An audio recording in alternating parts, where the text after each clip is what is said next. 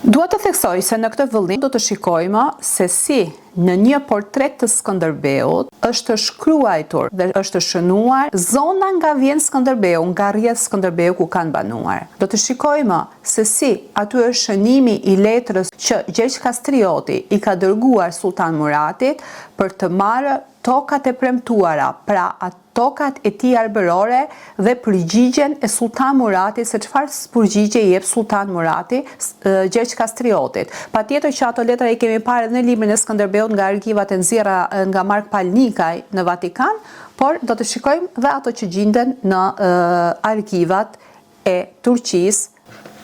Përshëndetje miq, ju përshëndes unë Mimoza dhe vazhdoj leximin e Enciklopedisë Osmane. Sot jemi në vëllimin e dytë të Enciklopedisë, ku përsëri do të shikojmë se çfarë shkruan autori historiani i njohur turk Ismail Hakkı Uzun Çarşılı, pra siç e kam theksuar edhe në programet e tjera, është një nga shefet e historisë turke, historisë dhe një njohës i historisë osmane. Dua të theksoj këtë që burimet e një enciklopedie nuk janë thjesht hamendse ose që mund të shkruaj dikush sipas dëshirës së tij, por enciklopedia bëhet nga burimet arkivore të një shteti dhe duke marrë edhe burimet arkivore të shteteve të tjera të kohës përkatëse në të cilën ose për të cilën shkruhet. Çfarë do të shikojmë sot në vëllimin e dytë të Enciklopedisë Osmane? Pra, sot vazhdojmë shfalosjen e Enciklopedisë Osmane, jemi në faqen 59, vëllimin e dytë të Enciklopedisë. Do të shikojmë Iskanderbein Osmanlılar Mücadelesi, pra përpjekja për leshjet e Gjergj Kastriotit me osmanlitë. Por këtu kemi disa pjesë që do të shikojmë. Ja po i cilësoj një nga një. Pra, çfarë do të shikojmë që nga kjo pjesë dhe deri në pjesën e fundit, cilat pjesë përfshihen në vëllimin e dytë të Enciklopedisë Osmane? Përfshihen fushatat në Shqipëri, Vllahi, Bogdani, Bosnjë dhe aneksimi i Bosnjës që fillon që nga faqja 73. Por ne do të shikojmë sidomos fushatat në Shqipëri. Do të shohim konfliktet me Shqipërinë, luftrat e Skënderbeut me osmanlitë, mbledhja e Skënderbeut me princërat arbëror kundra osmanëve, dita e parë e pavarësisë së Shqipërisë. E kam theksuar edhe në programin tjetër që nuk flitet për datën 28 nëntor të vitit 1912 apo për një datë 28 nëntor tjetër, por një datë tjetër. Luftrat e Skënderbeut me venecianët, sulmi i parë i Sultan Muratit të dytë në Shqipëri, sulmi i dytë i sultanëve kundra Shqipërisë, sulmi i tretë i Sultan Muratit kundra Shqipërisë, mbështetja e mbretërve të Napolit ndaj Skënderbeut, marrëveshja e Skënderbeut me osmanlitë, vajtja e Skënderbeut në Itali, bashkëpunimi i Skënderbeut me venecianët dhe hungarezët kundra osmanëve, sulmi i parë i Fatih Sultan Mehmetit në Shqipëri, sulmi i padishahut kundra Skënderbeut, vdekja e Skënderbeut dhe gjendja e tij,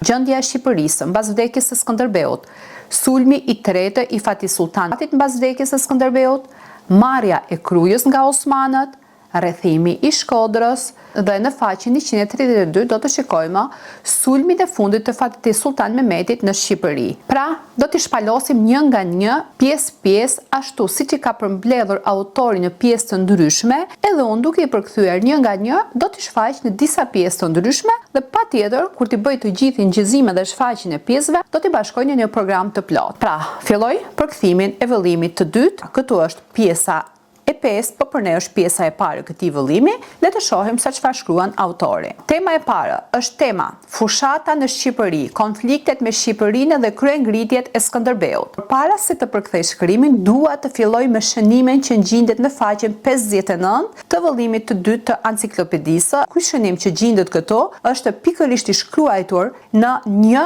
poster, në një fotografi postale të Skënderbeut, ku kjo fotografi me këtë shënim gjendet në Muzeun e Topkapı Saray, ku ky shënim është i firmosur nga guvernatori i Sanxhakut Mustafait që shënon një nga dokumentet më të vjetra mbi Skënderbeun në vëllimin e Enciklopedisë Osmane ka një material të titulluar "Ka shumë të ngjarë të jetë një dokument i firmosur nga Sanxhakbeu Mustafa", ku ka edhe firmën e tij në fund, pra që thot El Fakir, shërbëtori më i varfër El Fakir.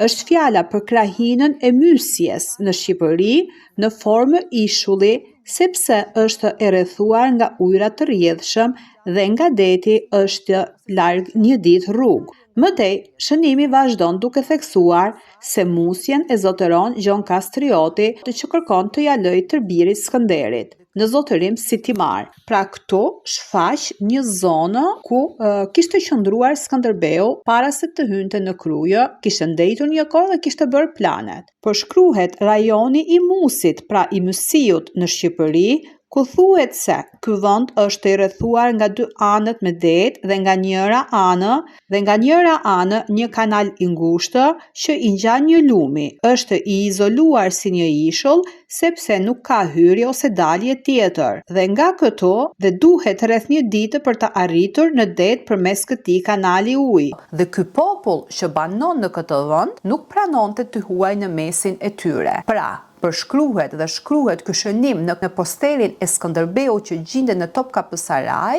Pra, kush mund të jetë ky vend? Po ja lë fjalën atyre që e njohin vendin dhe historianëve. Dhe vazhdon në shkrimin e tij duke shfaqur shkrimin e gjendur në fotografi. Gjergj Kastrioti Skënderbeu, kur qartasi në gjuhën osmanlishte shkruan që, por djali i Gjonit Skënderbeu ishte përjesi i Musit, i këtij vendi. Musi, kush quhej Musi në atë kohë? Ai kërkoi me mirëkuptim dhënien e të drejtave të caktuara në lidhje me trojit e tij. Ai kërkoi me mirëkuptim sultanit që t'i jepej e drejta e vendit të tij. Mirë po, ne do t'ja jepnim një certifikatë asketizimi në mirëkuptim të vërtetë, por duke qenë që ai që kërkon këtë është përjesi dhe trashëgimtari i këtyre vendeve, kjo na bën të jemi të kujdesshëm. Shkëlqësia juaj e di kuptimin, pra i shënon Skënderbeut që juve e dini kuptimin çfarë do të thotë kjo përgjigje dhe vazhdon nga shërbëtori më i dobët ose shërbëtori më i pafuqishëm i sultanit, Mustafa el Fakir. Pra, kjo është një shënim me shumë rëndësi. Këto shënime, pra që letërkëmbimet e Skënderbeut me sultanet i kemi parë edhe në librin Skënderbeu, përgatitur me dokumentet arkivore që gjenden në Vatikan. Këtu pam që kërkesa e Skënderbeut që u bë sultanit u refuzua dhe ai theksonte që ti duke qenë trashëgimtari këtyre trojeve dhe ai që e kërkon këtë duke qenë prijes dhe trashëgimtari këtyre trojeve, kjo na bën që të mendohemi dhe të kemi kujdes. Pra, frikësohen. Ato frikësoheshin nga Gjergj Kastrioti për arsye se i njihnin vetit e tij të rralla, trimërinë e tij, guximin e tij. Autori fillon kështu, siç e pamë edhe në vëllimin e parë, në betejën e Moravës ndërmjet osmanëve dhe Jan Hundiatit. Skënderbeu la frontin e luftës dhe u drejtua drejt Shqipërisë, ku si qendër të tij zgjodhi Krujën dhe thiri të gjithë të afërmit e tij dhe senjorët e prisët shqiptar në Krujë për të trajtuar gjendjen e Shqipërisë. Në këtë konsej, që quhet edhe Konseji i parë i Skënderbeut, u vendos që të çliroheshin, pra të merreshin tokat e Shqipërisë dhe e Epirit që ishin zaptuar nga turqit osman dhe për këtë ai mblodhi rreth 14-15.000 nga forcat ushtarake. Pra këtu theksohet që të rimari tokat shqiptare dhe të Epirit, sepse edhe Epiri i përkiste Shqipërisë, sepse po mos i përkiste trojeve arbërore shqiptare Epiri, përse atëherë Skënderbeu duhet të luftonte që të merrte Epirin. Dhe mblodhi rreth 14-15.000 ushtarë, siç thelson autori. Skënderbeu, duke e ditur që osmanët do e ndiqnin, veproi dhe u përgatit me shpejtësi. Fil hakika akëngju Osmana, thekson këtu autori, që do të thotë fuqit ushtarake që shtriheshin përgjatë kufive nga gryka e Danubit, pra lumi Tuna, deri në detin Adriatik. Pra këto fuqi nën komandën e djalit të Evrenos Beut, Isak Beut, megjithse sulmuan Skënderbeun në rrethën e Krujës, ato e humbën betejën. Këtu autori vajton duke gjetur mbështetje në justifikime nga që osmanët po luftonin me Jan Hundiatin, nuk kishin shumë kohë të merreshin me Skënderbeun, këtu të vëmë pak logjikën. Nëse nuk ke kohë të merresh, përse e sulmon? Jo një, por 10 sulme janë bërë nga fuqitë osmane që ishin në sasi, pra në numër, shumë më të larta se sa fuqitë e Skënderbeut, por me 10 beteja ato i humbën. Por sidoqoftë, ato mundohen që të nënvlerësojnë fuqinë dhe luftën e Skënderbeut. Dhe këtë e pam edhe më hapurazi tek përgjigja që i dha sultani, duke qenë ti trashëgimtari këtyre tokave, nuk e mbaj fjalën me të dhënë tokat e premtuara, se kjo na bën të mendohemi. Pra, e kishin frikë. Këtu, dua të theksoj diçka që fushatat e Sultan Mehmetit në Shqipëri, veçanërisht gjatë viteve 1466-1467, ishin jashtëzakonisht të vështira, për shkak të taktikave guerale dhe mënyrës së mbrojtjes së fortezave dhe përdorimi i terrenit të thepisur malor që zotërohej goxha mirë nga Skënderbeu dhe nga të gjithë luftëtarët shqiptar. Megjithse ushtria osmane bëri me 10 sulme dhe sekuestroi fshatra dhe bëri plaçkitje kudo, megjithatë nuk arriti që të fitojë asnjë sulm. Por në front qëndroi Skënderbeu dhe gjithmonë i zbrapsi ato. Duke ditur rrezikun që do t'i vinte nga turqit osmanë për t'i bërë paraplikë rrezikut, Skënderbeu bëri një mbledhje të dytë me princelit arbëror. Ky takim u bë në një liman bregdetar në mes të Shkodrës dhe Krujës, një provincë e quajtur Lezhë që në atë kohë ishte nën kontrollin e venecianëve. Kjo ishte pjesa e parë e vëllimit të dytë të Enciklopedisë Osmane.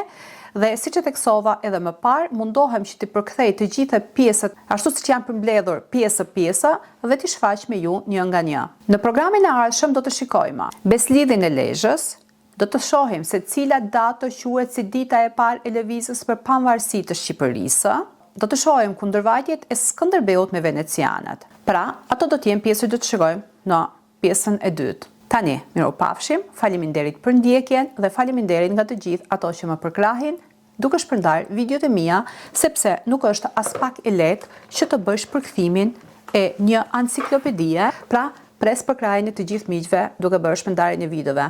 Në këto programe nuk bëj komentin tim, nuk bëj argumentin tim dhe nuk flas unë për historinë, por shfaq ato çfarë shkruan enciklopedia dhe çfarë shkruan historianët turq mbi gjendjen e Shqipërisë gjatë kohës së pushtimit të tyre.